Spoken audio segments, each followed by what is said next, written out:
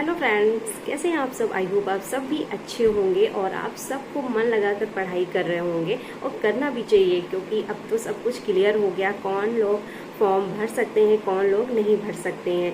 तो अब भी कई लोगों के बहुत सारे डाउट्स हैं, क्योंकि बहुत लोगों को नहीं समझ में आ रहा है। कभी कभी होता है, हमें भी ये प्रॉब्लम हो जाती, यानी कुछ चीज़ें नहीं समझ में आती तो हम लोग दूसरे से पूछते हैं।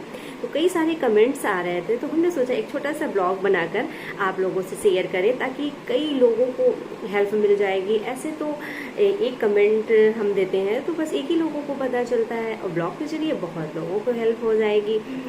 तो फिर बात करते हैं कि कौन कौन लोग भर सकते हैं। तो सबसे पहले हम बात करते हैं हिंदी सब्जेक्ट के लिए।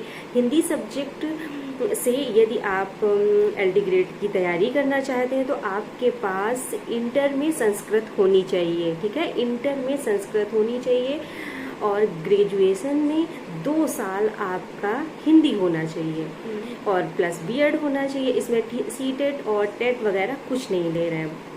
ठीक है, हिंदी के लिए आपका संस्कृत इंटर में होनी चाहिए, अनिवार्य है कि होना ही होना है। नहीं है इंटर में तो आप फॉर्म नहीं भर सकते हैं। और या फिर आपने अलग से एक सब्जेक्ट से संस्कृत किया हुआ है, वो है आपके पास सर्टिफिकेट, तो आप भर सकते हैं।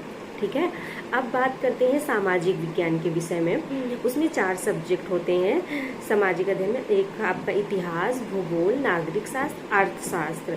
इसमें आपका इंटर से कोई लेना देना नहीं है। इसमें आपका ग्रेजुएशन यानी BA में आपके पास 4 सब्जेक्ट में 2 सब्जेक्ट होने चाहिए, चाहे आपके पास इतिहास भूगोल हो, या फिर इतिहास नागरिक शास्त्र हो, या फिर इतिहास अर्थशास्त्र हो, या अर्थशास्त्र भूगोल हो। अरे मतलब 4 में कोई भी 2 होने चाहिए। ठीक है, प्लस BEd होना चाहिए, BEd भी लगेगा। ये हो गया आपका सामाजिक विज्ञान का, क्योंकि बहुत सारे डाउट्स हैं। तो इसमें इंटर से कोई लेना देना नहीं, इसमें आपका BA से है कि आपके BA में 4 में आपने 2 सब्जेक्ट लिए हुए हैं। ठीक है ये। और जैसे कि इंग्लिश का हुआ, तो इंग्लिश के लिए आपने ग्रेजुएशन में इंग्लिश ली है, और प्लस आपका BEd होना चाहिए। इसमें अब इंटर से कोई लेना देना नहीं, इंटर सिर्फ संस्कृत के लिए ही है कि संस्कृत में इंटर होनी चाहिए।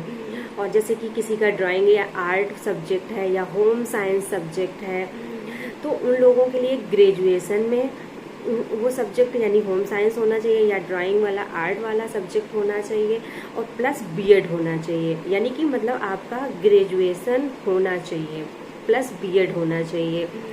मतलब इंग्लिश का सब्जेक्ट हुआ, या फिर आपका होम साइंस का हुआ।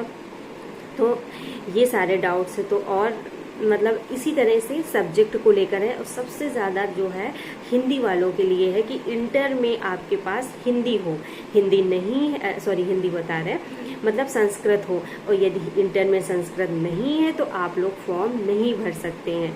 तो और देखो, बहुत लोगों को अब दिक्कत हो रही होगी, बहुत लोगों ने नहीं संस्कृत ली है इंटर में, बहुत कम ही लोग लेते हैं, क्योंकि कोई गाइड करने वाला नहीं मिल पाता है उस समय। और इंटर में हम लोग समझ भी नहीं पाते कि हमें ये चीज़ लेनी चाहिए या नहीं लेनी चाहिए। तो उन लोगों के लिए हम यही कहेंगे, यदि आप आगे 2 साल बाद 3 साल बाद तैयारी करना चाहे, तो ऐसा नहीं कि वैकेंसियाँ नहीं आएंगी, आएंगी, फिर आएंगी, वैकेंसियाँ आएंगी। यदि आप आगे अपना तैयारी करना चाहते हो TGT, PGT, LD ग्रेड के लिए, तो आप लोग इंटर संस्कृत से कर लीजिएगा, ग्रेजुएशन एक सब्जेक्ट से अपना संस्कृत से कर लो, या फिर जो भी आपका सब्जेक्ट हो। सामाजिक विज्ञान में नहीं सब्जेक्ट कॉम्बिनेशन नहीं बन पा रहा है तो आप सामाजिक विज्ञान का कर सकते हैं, और जिनका हिंदी है कॉम्बिनेशन नहीं बनना, तो अभी आपके पास टाइम है, साल 2 साल 3 साल, यानी कि जितनी जल्दी आपसे हो सके कर लो। वैकेंसियाँ फिर आएंगी, फिर अप्लाई कर सकते हो। यदि आपके पास एज है अभी कि आपके पास 7-8 साल की एज है, और लेकिन तैयारी आप कंटिन्यू अपनी करते रहिएगा। और जिनका सब्जेक्ट का कॉम्बिनेशन बन रहा है उनके लिए तो कुछ कहना ही नहीं, आप लोग खूब मन लगा के तैयारी करो और अच्छे से खूब पढ़ाई करो। तो फिर आज का ब्लॉग यहीं तक रखते हैं, फिर मिलते हैं अगले ब्लॉग के साथ। और आपका कुछ भी डाउट्स हो, कुछ भी पूछना हो, हमें जितना समझ में आया आप लोगों से शेयर कर दिया। कुछ भी पूछना हो तो आप फिर से पूछ सकते हो, आपके लिए जितना हमें पता होगा हम आपको ज़रूर बताएंगे। ठीक है, बाय।